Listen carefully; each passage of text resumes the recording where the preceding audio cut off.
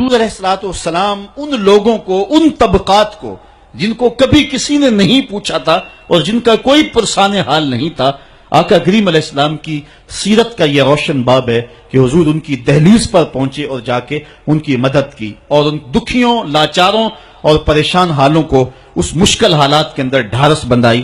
اور یہ وہی سیرت ہے جو سیدہ خدیجہ الکبریٰ رضی اللہ تعالی عنہا بیان فرماتی ہیں، وَتُقْسِبُ الْمَعْدُومِ، آپ جو ہیں جن کا کوئی نہیں ان کے لیے کماتے بھی ہیں، اور لاچاروں کا سہارا آپ کی ذات ستودہ صفات ہے۔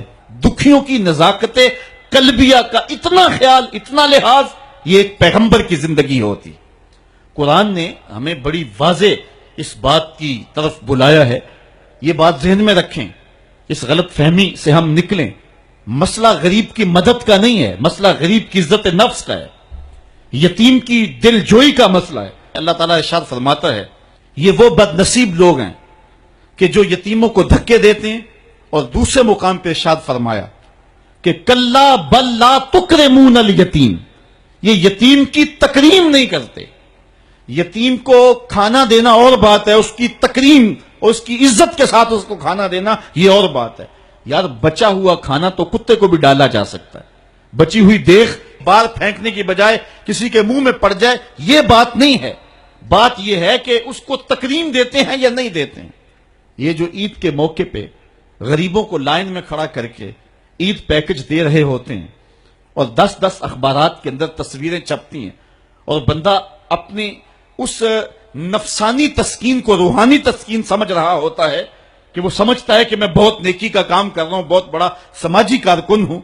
ذرا غور کرے کہ اس نے غریبوں کی غربت کا مذاق تو نہیں اڑایا؟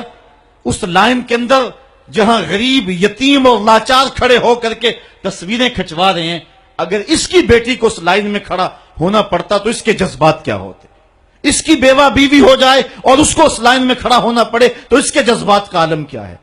تو غریب کی مدد کا مسئلہ نہیں، اس کی تعظیم کا مسئلہ ہے۔ اور حضور کا ایک فرمان سنیے، فرمایا اس دھرتی پہ بہترین گھر وہ ہے جس میں یتیم کی عزت کی جاتی ہو، یتیم کی صرف کفالت نہیں بلکہ اس کی تکریم۔ تو یہ وہ اسلام کا مزاج ہے جس روشن مزاج نے جو ہے وہ حضور علیہ الصلوۃ والسلام کی نزاکت قلبیہ کو ہمارے سامنے رکھا، اور یتیم کے لیے یہ احساسات ایک پیغمبر کی زندگی کا ہی حصہ ہو سکتے ہیں۔ تو آقا کریم علیہ الصلوۃ والسلام ان دکھیوں اور لاچاروں کے ساتھ اس انداز کے ساتھ حسن سلوک کا انداز اختیار کیا کرتے ہیں۔ بہت سارے ایسے لوگ ہیں جو لوگوں کے ساتھ حسن سلوک کی انوکھی داستانیں رقم کرتے ہیں، لیکن گھر والوں کے ساتھ ان کا رویہ کوئی اچھا نہیں ہوتا ہے، گھر آ کر فرعون بن جاتے ہیں۔ کسی شخص کی سیرت اور اس کے کردار کی اصل جھلک دیکھنی ہو تو یہ دیکھیں کہ اس کا اپنے اہل خانہ کے ساتھ رویہ کیا ہے۔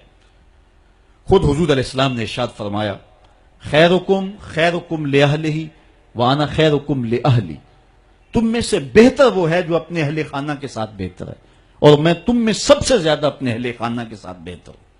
یہ حضور علیہ الصلوۃ والسلام کے رویوں کی داستان ہے۔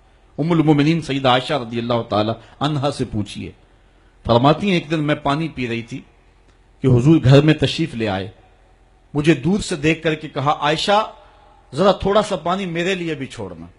تو کہتی ہیں میں نے پانی چھوڑ دیا، حضور قریب آئے، میرے ہاتھ سے اب خورا لیا، پانی پینے لگے تو پھر رک گئے، اور پھر میری جانب دیکھ کے مسکرائے اور فرمایا عائشہ ذرا بتانا تم نے ہونٹ کہاں رکھ کے پانی پیا تھا؟ مجھے بتائیں اگر شوہر کا رویہ بیوی کے ساتھ یہ ہو تو پھر گھر جنت بنے گا یا کہ نہیں بنے گا؟